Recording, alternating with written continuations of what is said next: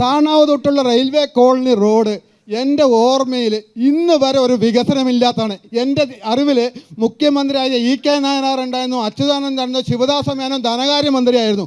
ഈ റോഡ് ഒരു ബസ് പോയാൽ ഒരു സൈക്കിൾ ക്രോസ് ചെയ്യാൻ പറ്റില്ല. ആ റോഡിൽ എപ്പോൾ വികസനം വരും? എൻ്റെ സഖാവ എത്ര കൊല്ലമായി ആ റോഡൊന്ന് ഇറങ്ങി നോക്കൂ. 9 മണിക്ക് ഒന്ന് നടക്കാൻ പറ്റില്ല. സെൻറ് തോമസ് സ്കൂളുണ്ട്, ഡിവിഷണൽ ഓഫീസുണ്ട്, സെൻട്രൽ സ്കൂളുണ്ട്, റെയിൽവേ സ്കൂളുണ്ട്. ആ റോഡൊന്ന് നോക്കൂ. ഇത്തിരി വീതിയുള്ള സ്ഥലത്തിൽ പാർട്ടി ഓഫീസും കെട്ടിയിട്ടുണ്ട്. ഒരു പാർക്കിംഗ് ഏരിയ ഇല്ല അവിടെ. ഒരു താണാവിൻ്റെ അവിടെ പോയി കഴിഞ്ഞാൽ അവിടെ പാർട്ടി ഓഫീസ്. റെയിൽവേ കോളനി ഹേമാംബേനാറിൽ നോക്കിയാൽ അവിടെ CIT പാർട്ടി ഓഫീസ്. ഇതാണോ നിങ്ങളുടെ വികസനം? 10 ആൾക്ക് തൊഴിലുകൾക്ക് വികസനം ഇതാണോ? ഒരു ചോദ്യം കൂടി എല്ലാം ശ്രീ മുരളിയേട്ടനോടാണ്. ഒരു നിമിഷം, ഈ ചോദ്യം കൂടി.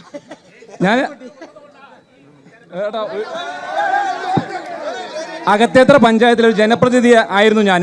9ാം വാർഡിലെ മെമ്പറാണ്. ഞാൻ ചോദിക്കുന്നത്, നിങ്ങൾ തുടർ ഭരണം വന്നു 9 വർഷം കഴിഞ്ഞിട്ടും 7 കൊല്ലം കഴിഞ്ഞിട്ട് 7 കൊല്ലം പണി നടന്നിട്ടും ഈ പണി പൂർത്തീകരിച്ചിട്ടില്ല ഇന്ന് വരെ പൂർത്തീകരിക്കാത്തതിന് കാരണം എന്താണെന്ന് പറയാം. ഒന്ന്, 2022 9ാം മാസം ഇതിന് RBDC കേന്ദ്ര സർക്കാർ പൈസ കൊടുത്തിട്ടുണ്ട്. നാളിതുവരെയായിട്ടും അവരെ കുറ്റം പറഞ്ഞ് നിങ്ങൾ വികസനം മുടക്കിക്കൊണ്ടിരിക്കുകയാണ്. അകത്തേത്തറ പഞ്ചായത്ത് ജനങ്ങളുടെ അത്യാവശ്യമായിട്ടൊരു കാര്യമാണ് ഈ നടക്കാവ് മേൽപ്പാലം. ഇന്ന് വരെ അത് പൂർത്തീകരിക്കാൻ പറ്റിയിട്ടുമില്ല. ഇനി നിങ്ങളത് ചെയ്യില്ല എന്നുള്ള കാര്യം ഉറപ്പാണ്. മുരളിയേട്ടൻ പറഞ്ഞു അത് ഡിസംബർ മാസം മാർച്ച് 31 പറഞ്ഞു. അത് ഡിസംബറാണ്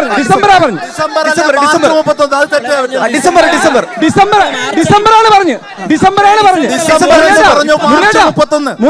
ശരി, മാർച്ച് 31. മാർച്ച് 31 ആണെങ്കിൽ അതിന് കൊല്ലം കൂടി ഒന്ന് പറയാൻ വേണ്ടി താല്പര്യപ്പെടണം. ഏത് കൊല്ലം നിങ്ങൾ അവസാനിപ്പിക്കും? ഏത് കൊല്ലം അവസാനിപ്പിക്കും? 2026 മാർച്ച് 31 പണി പൂർത്തിയാക്കി.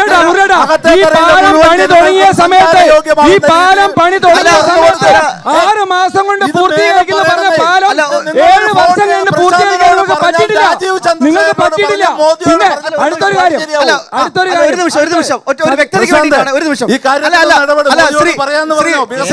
ശ്രീ മുരളിയേട്ടാ, ഒരു മിനിറ്റ്. അല്ല പ്രശാന്ത്, ഒരു മിനിറ്റ്. ഞാൻ കേട്ടത് തെറ്റാണോന്ന് അറിയില്ല. ഡിസംബർ 31 പറഞ്ഞത്. നിങ്ങൾ ഈ പണി അവസാനിപ്പിച്ചു. ഓക്കെ കഴിഞ്ഞല്ലോ. ഒരു മിനിറ്റ്. സതീഷേട്ടനെ കൊണ്ട് 2025 വരെ ഇവിടെ എന്തുകൊണ്ടാണ് അകത്തേത്തറ പഞ്ചായത്ത് കോൺഗ്രസ് ഒരു മെമ്പർ ഇല്ലാതിരിക്കാൻ കാരണം? നിങ്ങൾ പറഞ്ഞു BJPയും അവിടെ LDFും ധാരണയാണെന്ന് പറഞ്ഞു. ആ ധാരണ ആരാന്ന് ഇവിടുത്തെ പഴയ കോൺഗ്രസ്സുകാരോട് ചോദിച്ചാൽ മനസ്സിലാവുന്നുണ്ടാ? അപ്പോ ഇവിടെ ധാരണ BJPയും LDF അല്ല, കോൺഗ്രസും LDF ആണെന്നുള്ള കാര്യം സതീഷേട്ടൻ നന്നായി ബോധവൽക്കരിക്കുക. അത് മാത്രമല്ല, ഒറ്റ മിനിറ്റ്. ഞാൻ ഒരു ജനപ്രതിനിധി, എനിക്ക് ഒരുപാട് കാര്യം പറയാനുണ്ട്. നിങ്ങൾ മാലിന്യമുക്ത പഞ്ചായത്താണെന്ന് പറഞ്ഞു. അകത്തേത്തറ പഞ്ചായത്ത് അല്ലെങ്കിൽ കേരളം മാലിന്യമുക്ത പഞ്ചായത്താണെന്ന് പറഞ്ഞു. ഇവിടെ മാലിന്യം ഒരു ഇൻസിനേറ്റർ കൂടി അകത്തേത്തറ പഞ്ചായത്തിലില്ല. അതായത് ഡേപ്പർ എടുക്കാനോ അല്ലെങ്കിൽ അതേമാതിരി സാധനങ്ങൾ നശിപ്പിക്കാനുള്ള യാതൊരു വിധത്തിലുള്ള സംവിധാനം ഇവിടെ ഇല്ല. എങ്ങനെ നിങ്ങൾ അകത്തേത്തറ മാലിന്യമുക്തമാണെന്ന് പറയും? അത് മാത്രമല്ലാണ്ട് അകത്തേത്തറ പഞ്ചായത്ത് വെളിയുടെ മാലിന്യമുക്ത പഞ്ചായത്ത്, അതായത് എല്ലാവർക്കും ശൗചാലയമാണെന്നുള്ളത്. എൻ്റെ വാർഡിൽ മാത്രം ഞാൻ 4 പേർക്ക് ശൗചാലയം കെട്ടിക്കൊടുത്തിട്ടുണ്ട്. അപ്പം അങ്ങനെയാണെങ്കിൽ അകത്തേത്തറ പഞ്ചായത്ത് 17 വാർഡിൽ എത്ര പേർക്ക് ശൗചാലയം കെട്ടിക്കൊടുക്കാനുണ്ടാവും? അത് നിങ്ങളൊന്ന് അന്വേഷിച്ച് പറയാം. ഈ അതിദാരിദ്ര്യ മുക്തത്തിൽ ഇപ്പോൾ തീരുമാനമായിട്ടില്ല. അതിദാരിദ്ര്യ മുക്തത്തിന്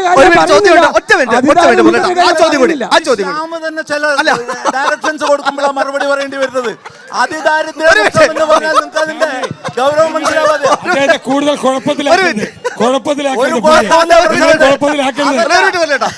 ആ ചോദ്യം ഒന്ന് വേഗം പടപെടാൻ 2 ചോദ്യം വേഗം.